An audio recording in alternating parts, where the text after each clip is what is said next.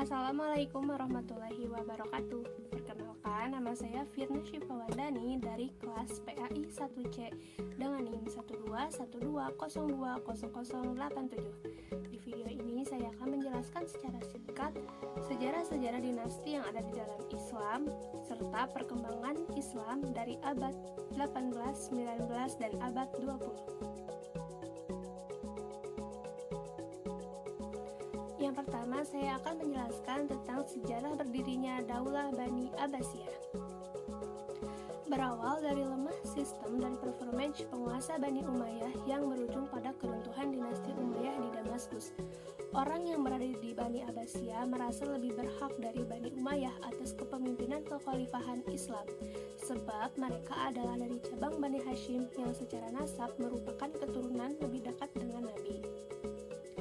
Menurut mereka, orang Umayyah secara paksa menguasai khilafah melalui tragedi Perang Siffin.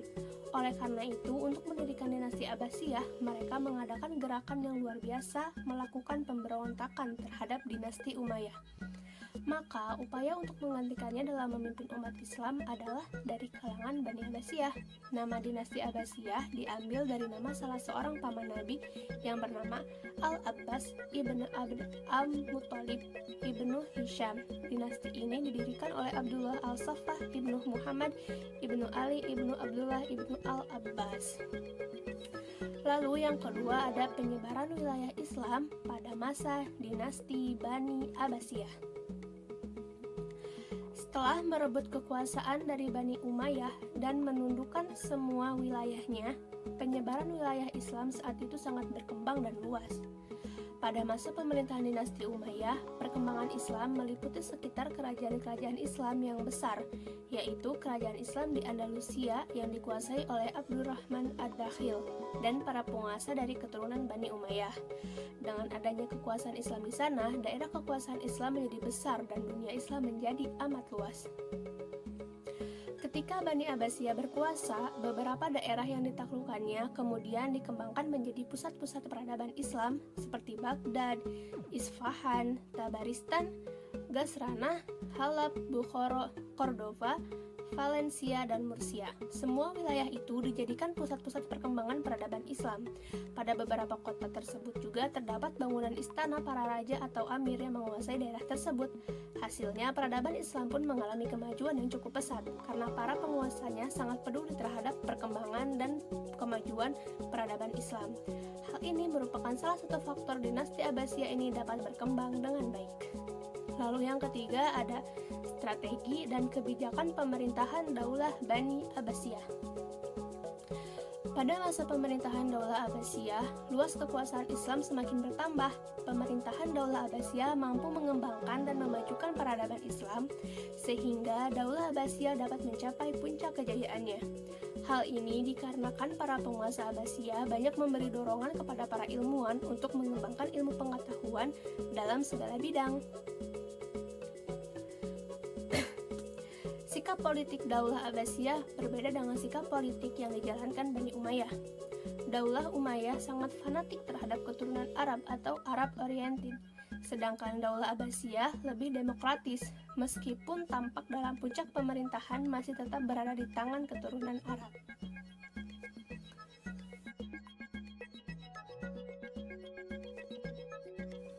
Materi kedua yaitu Islam di Andalusia.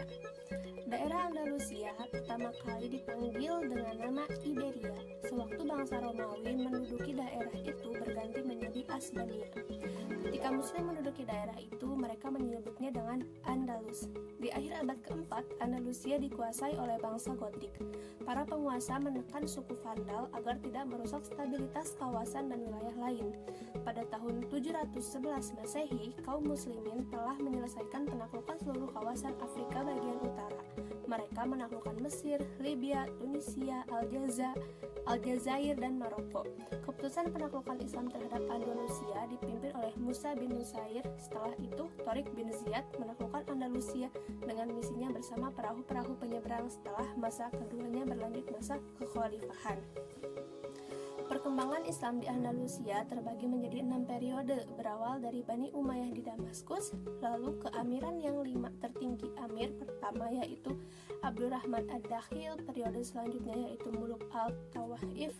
Islam Andalusia dibagi menjadi negara-negara kecil. Selanjutnya periode dinasti Murah Bitun dan Al-Mujahidin, dan yang terakhir dinasti Bani Ahmar. Runtuhnya Islam Andalusia terjadi karena beberapa faktor, yaitu konflik Islam dengan Kristen, tak adanya ideologi pemersatu, kesulitan ekonomi, dan tak jelas sistem peralihan kekuasaan. Nah, menurut sejarawan Islam, Profesor Badri Yatim, kekhalifahan Umayyah di Andalusia hancur karena beberapa faktor ini nih.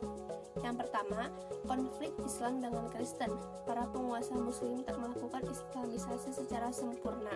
Mereka hanya puasa menagih upeti kepada kerajaan-kerajaan Kristen. Yang kedua, tak adanya ideologi pemersatu. Salah satu kelemahan Umayyah Spanyol adalah tak memperlakukan mu'alaf sejajar dengan orang Arab. Yang ketiga, kesulitan ekonomi. Para penguasa lalai memperkuat sektor ekonomi, akibatnya keuangan negara menjadi lemah.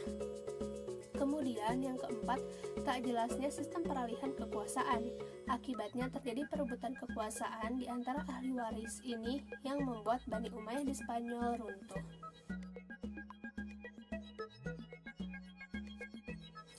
Materi ketiga yaitu Islam pada masa dinasti-dinasti kecil. Yang pertama, dinasti Idrisiyah tahun 788 sampai 922 Masehi. Dinasti ini didirikan pada tahun 172 Hijriah atau 789 Masehi. Dinasti ini merupakan dinasti pertama yang beraliran Syiah, terutama di daerah Maroko dan Afrika Utara. Nama dinasti Idrisiyah diambil dari nama pendirinya, yaitu Idris bin Abdullah bin Al-Hasan, yang merupakan seorang golongan Syiah yang Alawi dan merupakan cucu dari Al-Hasan bin Ali bin Abi Thalib. Dinasti Idrisiyah ada pada masa dinasti Abbasiyah. Yang kedua, dinasti Aghlabiyah tahun 800 sampai 909 Masehi. Dinasti ini didirikan oleh Ibrahim bin Aghlab yang diberi otonomi wilayah di Ifriqiyah yang sekarang disebut Tunisia dan provinsi Tripoli, Libya, oleh Khalifah Harun al-Rashid. Tujuan didirikannya ialah antara lain untuk meredam meluasnya kekuasaan Rustamiyah yang Khawarij agar tidak meluas ke timur. Karena jauhnya wilayah Aghlab dari pusat Abbasiyah, maka kekuatannya bertambah besar sehingga tidak terkontrol lagi oleh pusat. Para penguasanya adalah keturunan Al-Aghlab atau Bani Taghlib, seorang Khurasan yang menjadi perwira dalam tentara dinasti Abbasiyah. Ketika Baghdad diperintah oleh Khalifah Harun al-Rashid, di bagian barat Afrika Utara terdapat dua bahaya yang mengancam kewibawaannya. Yang pertama, dari dinasti Idrisiyah yang beraliran Syiah, dan kedua, dari golongan Khawarij. Adanya kedua ancaman tersebut telah mendorong Al-Rashid menempatkan bala tentaranya di Ifriqiyah di bawah pimpinan Ibrahim bin Al-Aghlab. Kemudian yang ketiga adalah dinasti Tuluniyah tahun 868 sampai 905 Masehi. Dinasti ini adalah dinasti kecil pertama di Mesir yang mendapatkan hak otonom dari pemerintahan Abbasiyah di Baghdad.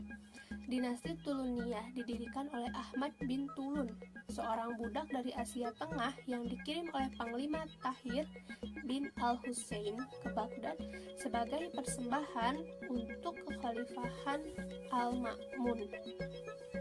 Di Baghdad, Ahmad bin Tulun diangkat menjadi kepala pegawai istana. Nah, selain dinasti-dinasti tersebut, ada dinasti-dinasti kecil lain seperti dinasti Iksidiyah, dinasti Hamdaniyah, dinasti Tahiriyah, dan lain sebagainya.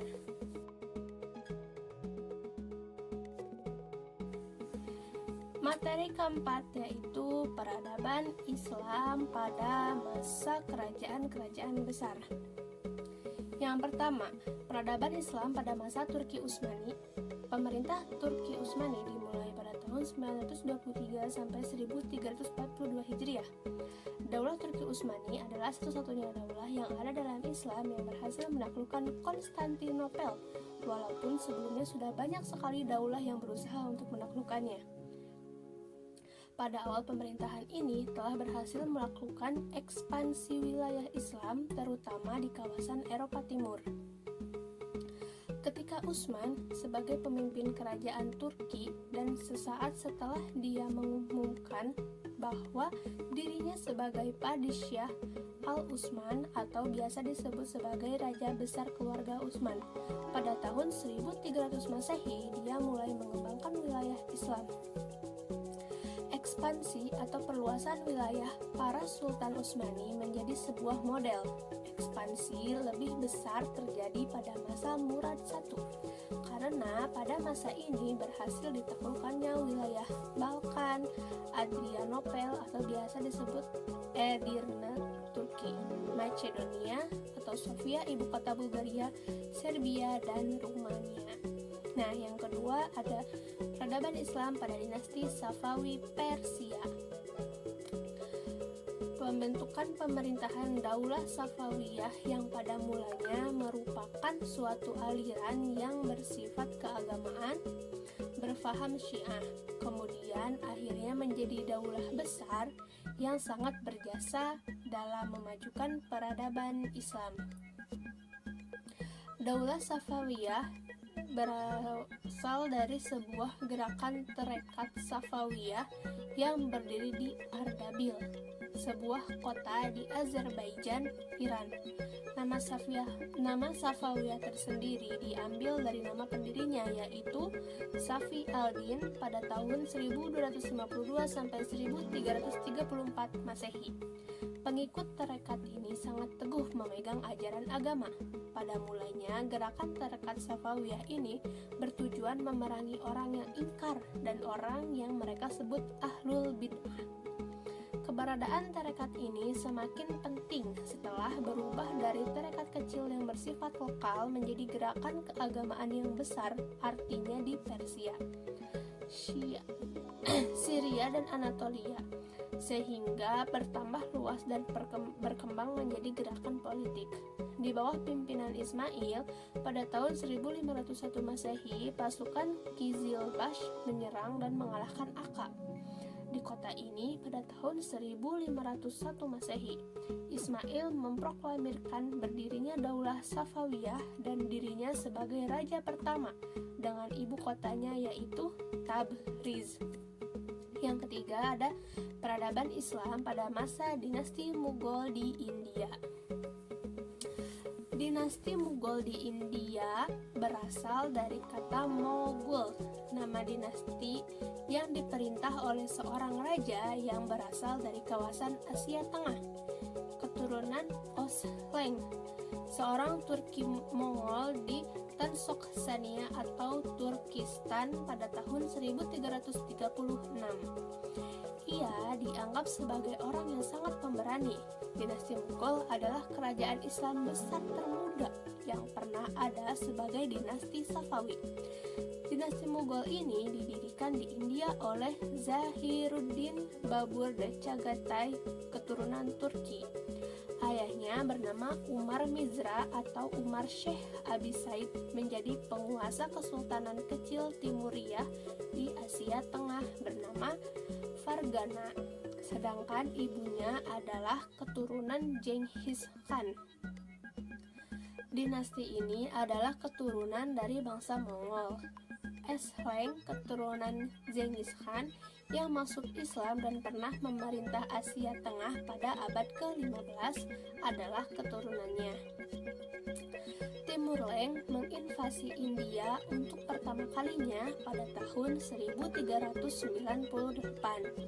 Namun dia tidak memiliki ambisi untuk mengendalikannya. Penaklukan kembali India dilakukan oleh Zahiruddin Muhammad Babur. Dia adalah salah satu keturunan Osleng. Sebelum dinasti Mughal berkuasa di India, proses masuknya Islam ke India terbagi menjadi 3, yaitu periode klasik, abad pertengahan, dan modern.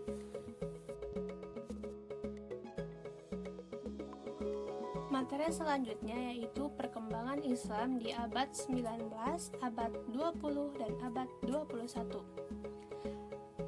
Perkembangan Islam di abad ke-19 merupakan periode penting dalam sejarah yang merubah dasar peradaban dunia timur, khususnya Islam, dan dunia barat, khususnya Eropa. Kolonialisme barat mengalami kemajuan pada abad ke-19 yang melanda pada hampir semua belahan dunia. Penetrasi atau penerobosan kolonial barat yang melibatkan banyak negara Eropa berkembang sangat pesat, sehingga menjadikan dunia Islam terpecah belah. Adanya penetrasi kolonial barat terhadap dunia Islam disebabkan oleh faktor internal dan eksternal. Nah, yang kedua ada perkembangan Islam abad ke-20.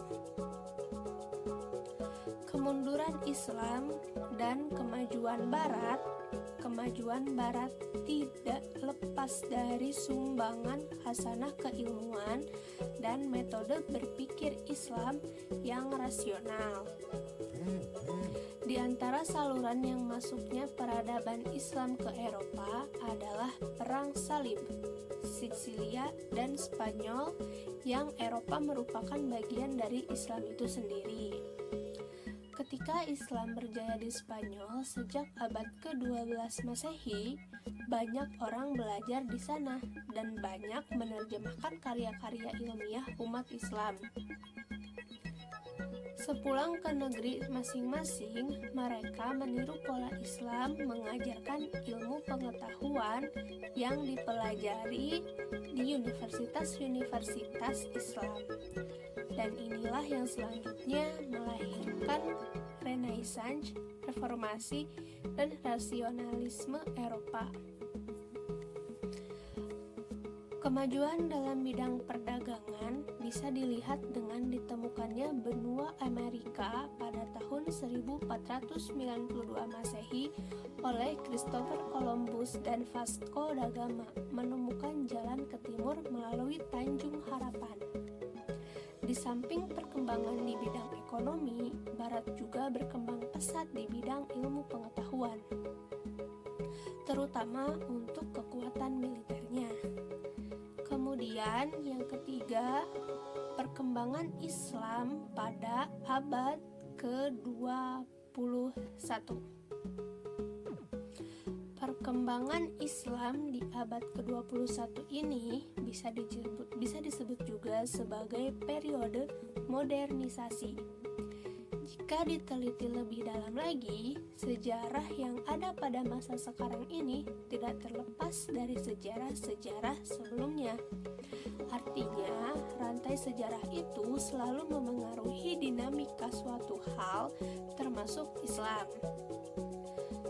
Segala sesuatu yang terjadi pada Islam di abad ke-21 ini adalah dampak dari masa-masa sebelumnya. Munculnya isu-isu sekularisme, terorisme, dan lainnya adalah rangkaian peristiwa yang tidak bisa hanya dilihat dari abad ke-21 saja, tetapi juga harus dilihat dari abad-abad sebelumnya. Islam ini bersifat dinamis sesuai dengan perkembangan masyarakat. Banyak hal juga yang memengaruhi Islam, seperti dari aspek sosiologis dan geografi. Ini menimbulkan perbedaan yang mengakibatkan kebudayaan Islam antar daerah atau kawasan menjadi tidak sama.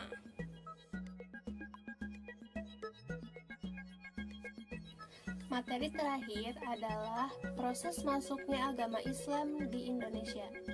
Proses masuknya agama Islam di Indonesia tidak luput dari faktor perdagangan yang dilakukan oleh bangsa dan negara lain. Bermula dari faktor perdagangan dan kemudian banyak penduduk lokal yang menikah, kemudian melahirkan akulturasi budaya antara pihak lokal dan pihak luar. Pada abad ke-15 merupakan era dakwah Islam yang sebarluaskan oleh Wali Songo atau tokoh sufi di Indonesia. Para Wali Songo memiliki sikap yang cocok cocok terhadap kebudayaan lokal dengan melakukan akulturasi kebudayaan dan tradisi-tradisi setempat dan mengisinya dengan ajaran-ajaran Islam, sehingga masyarakat tidak memandang ajaran Islam ini sebagai ancaman, melainkan sesuatu yang memiliki peran penting dalam transformasi kebudayaan. Saat Indonesia menduduki peringkat pertama dengan presentasi penduduk muslim terbanyak di dunia, perihal ini merupakan suatu kebanggaan bagi umat muslim di Indonesia, karena kita memiliki saudara yang seiman dengan jumlah yang sangat banyak. Umat muslim yang berasal dari berbagai suku dan ras bersatu padu dalam satu naungan, yaitu agama Islam. Negara Indonesia dengan presentasi penduduk muslim terbanyak ini sama sekali tidak mengurangi rasa toleransi terhadap agama lain. Banyak sekali hukum Islam yang sesungguhnya tidak diterapkan dalam negara ini guna untuk menciptakan kehidupan yang sesuai dengan masyarakat Indonesia. Subjek ini memperlihatkan bahwasannya ajaran Islam memiliki toleransi yang tinggi terhadap kepercayaan lain selagi itu tidak menyinggung agama Islam. Oleh karena itu, berbanggalah kita sebagai umat muslim yang menjunjung sekali rasa kemanusiaan yang diterapkan dalam kehidupan berbangsa dan bernegara. Sekian materi yang bisa saya sampaikan. Mohon maaf bila ada kesalahan kata maupun pengucapan nama. Terima kasih. Wassalamualaikum warahmatullahi wabarakatuh.